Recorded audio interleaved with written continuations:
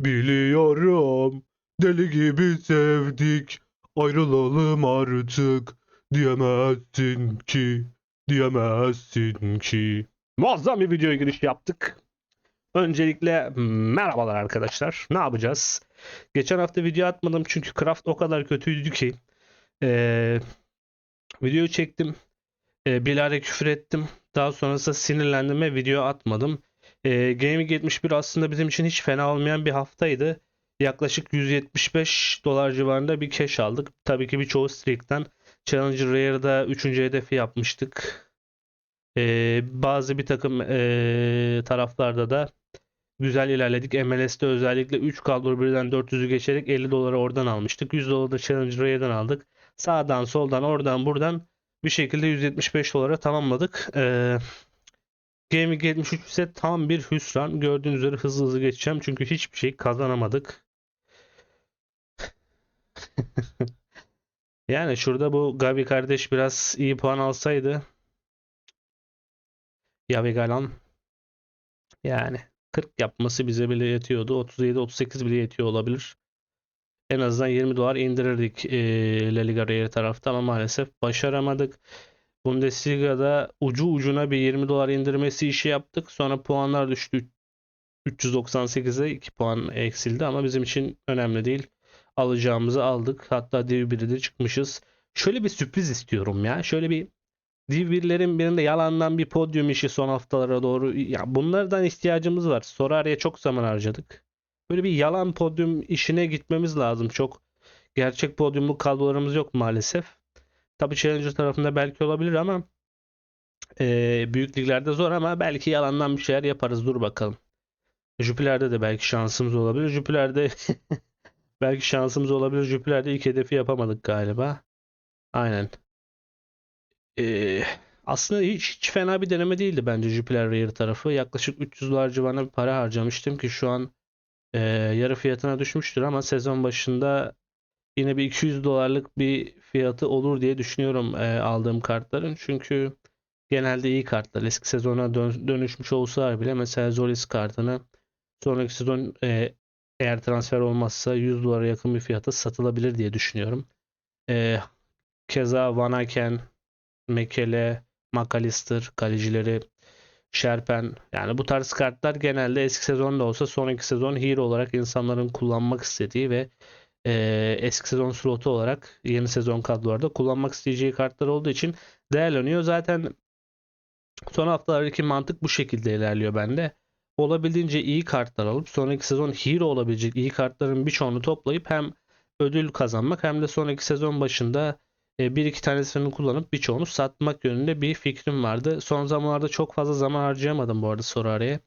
Eğer önümüzdeki birkaç günde oturup düşünebilirsem belki biraz daha ekleme yapabilirim. Çünkü son 2-3 haftadır hiç ekleme yapmıyorum neredeyse.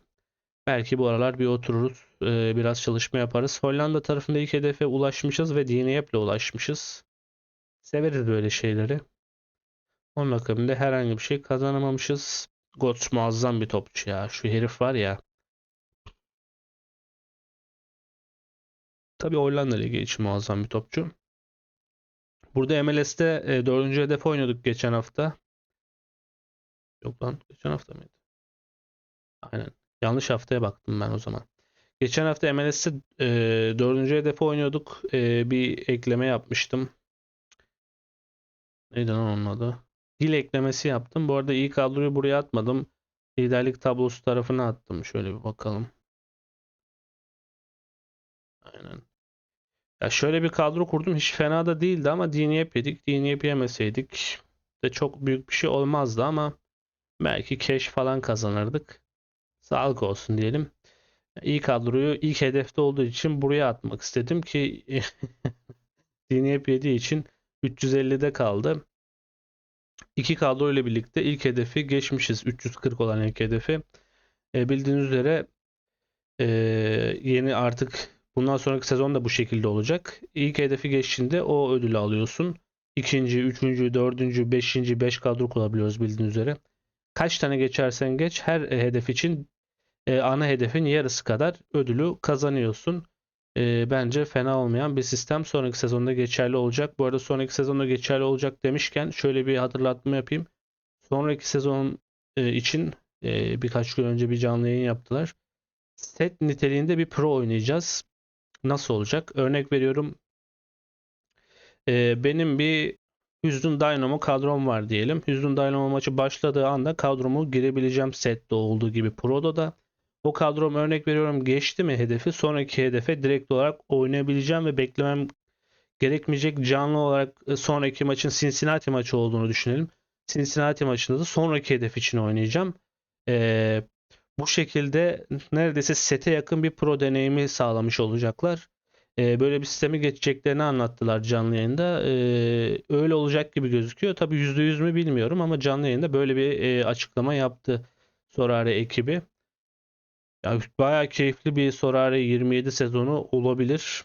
Hatta iyi kazançlar da olabilir. Özellikle sezon sonuna doğru fiyatlar düştükten sonra set gibi pro oynamak garip olabilir. Çünkü çoğu kartın fiyatı düşüyor sezon sonunda şu an gördüğünüz üzere. Yani şu andan pay biçim belki bir tık daha fazla olabilir tabii ki sürekli kadro kurabildiğiniz için pro tarafında artık. Ama bayağı keyifli bir sezon sonu. Tabii eğer maddi olarak probleminiz yoksa sezon başı da keyifli olabilir. Ama tabii fiyat düşüşleri vesaire onları ne kadar öngörebiliriz? Bir de sistemin değiştiğini düşünürsek belki fiyat düşüşleri daha yumuşak da olabilir. Sezon başında da bazı denemeler yapılabilir. Bekleyip göreceğiz bakalım. Onun akabinde K-Lig'den hoşlanmıyoruz. En ufaltabileceğimiz terimle. Yani yazık ya. Ya harcadığımız paraya yazık K-Lig'de. Zararın haddi hesabı yok diyelim. Challenger tarafta 400 dolara oynuyorduk. Maalesef çok büyük ekleme yapmak istemedim. Çünkü son haftalar zaten. Ve fixture'unu çok beğendiğim bir takım da yoktu. Celtic'in fixture'unu beğenmiştim. Bir Trust eklemesi yapayım bari dedim. Hiç ekleme yapmamaktansa bir tane kart alayım dedim. Maalesef o da hem gol yeler hem kötü puan yaptı. Ya bir Trabzonspor denemem vardı. Konyaspor Beşiktaş'la yarı final maçı oynayacak dedim. Herhalde rotasyon yaparlar ligde. Ve Trabzon çok rahat kazanır. Çünkü ikincilik için kazanmaları gerekiyor. Maalesef o da olmadı. Hoca 45'te olayı çıkardı falan. Yani biraz nasipsizlik diyebilirim. 60. dakikada hoca Bayo'yu çıkarıyor.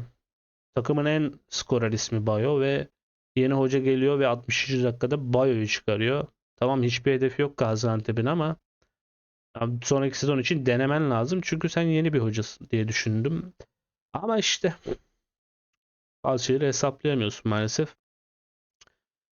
Olmadı. Challenger tarafında patladı balonumuz. Beşiktaş'tan bir şeyler olabilirdi ama hücum hattında skor olmayınca maalesef o da olmadı. Yani olmadı. Özetimiz bu. Contender tarafında da batırdık. Şöyle hızlı hızlı göstereyim. Maalesef bu hafta çok berbat geçti. Sadece 23 dolar kazandık yanlış hatırlamıyorsam. Böyle bir hızlı hızlı gösterelim.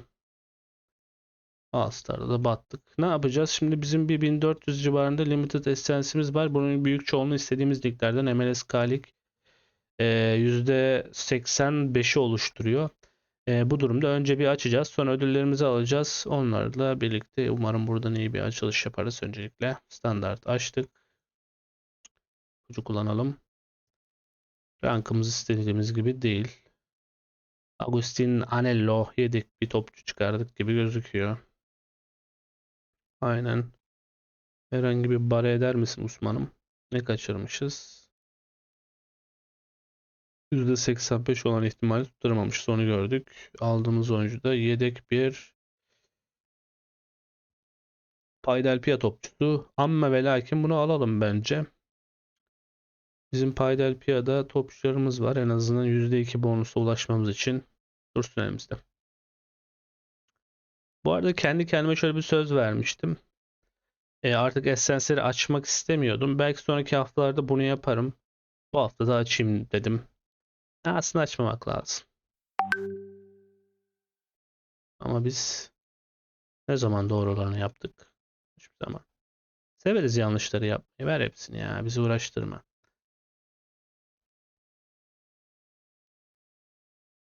Evet, teşekkür ederiz. Sağ olun. İyi günler.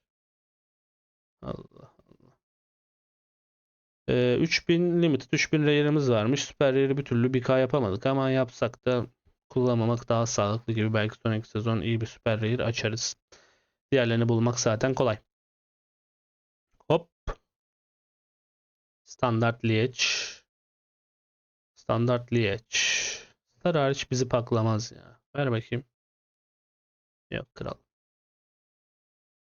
Matthias Löwik. Trabzonspor'umuzun topçusu. Muazzam bir topçudur. Geçen hafta stoperde başladı. Çok iyi bir maç çıkardı ve hoca onu 45. dakikada çıkardı yanlış hatırlamıyorsam. Evet. Trabzonspor koleksiyonumuz ne durumda? Trabzon. Galiba Stilsi Trabzon. Stilsi. Ne kadar kötüymüş lan Trabzon koleksiyon işi. Alalım. Alalım ya. Ne olacak? 260 sesten. TS Collection yapalım. Haydi bre bismillah diyoruz. 10 numaraya basacağız lan bu sefer. Hiç sorgusuz sualsiz. Ah lan. Benfica'yı görünce iyi bir topçu diye düşündük de. Şimdi Cabral bir ara fena oynuyordu bu bebe.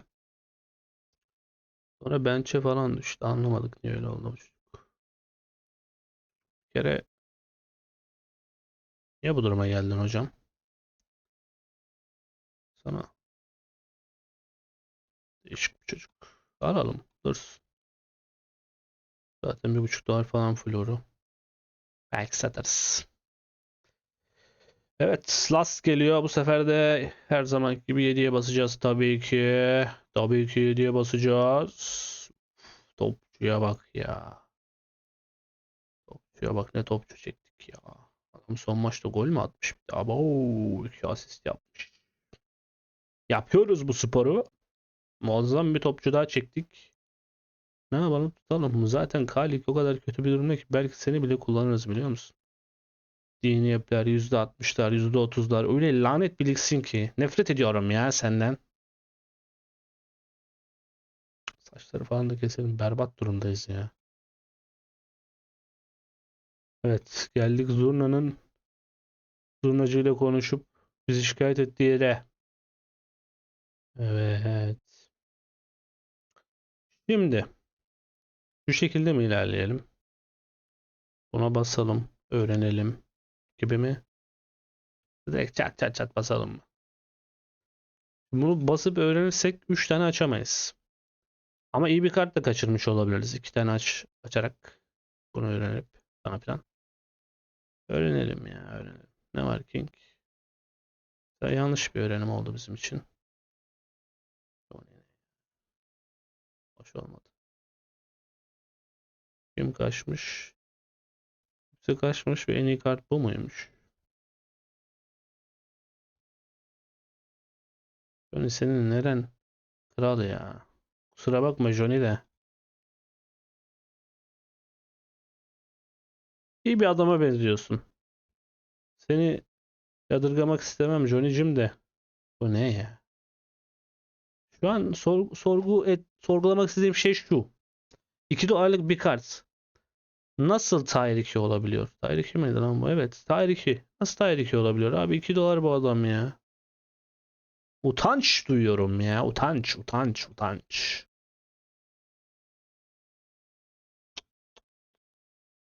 Alacağım. Ne yapayım abi? Alacağım.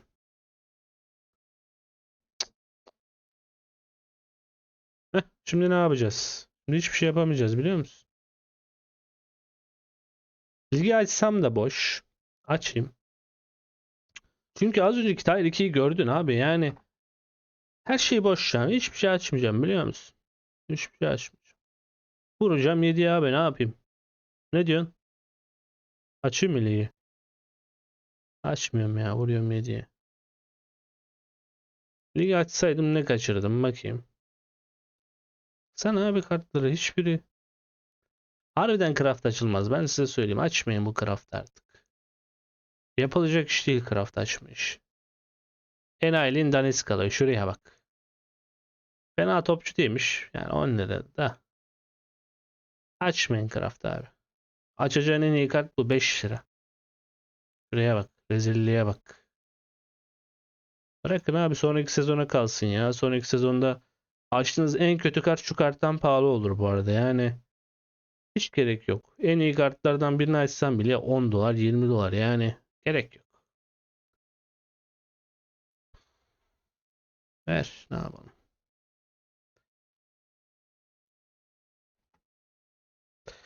Evet, bunu da atmayacaktım da uzun zaman sürekli video atmamak biraz hoş olmuyor benim adıma. Videoyu beğenir ve abone olursanız sevinirim. Bunun akabinde hala sonra kaydolmazsanız şurada ya da şuradan bir video izleyeceksiniz. O videoyu izledikten sonra aşağıdan bana ulaşabilirsiniz. İstediğiniz herhangi bir konuda her zaman aşağıdaki sosyal medya hesaplarından bana ulaşıp sorular sorabilirsiniz. Türkiye sorar elçiniz olarak bunu kendim atfettim. Her zaman yanınızdayım. Tabii ki WhatsApp grubuna değilseniz yine aşağıdaki linkten WhatsApp grubuna da katılabilirsiniz. Efendim kendinize iyi bakın. Hoşça kalın. Esen kalın. Bay bay diyorum.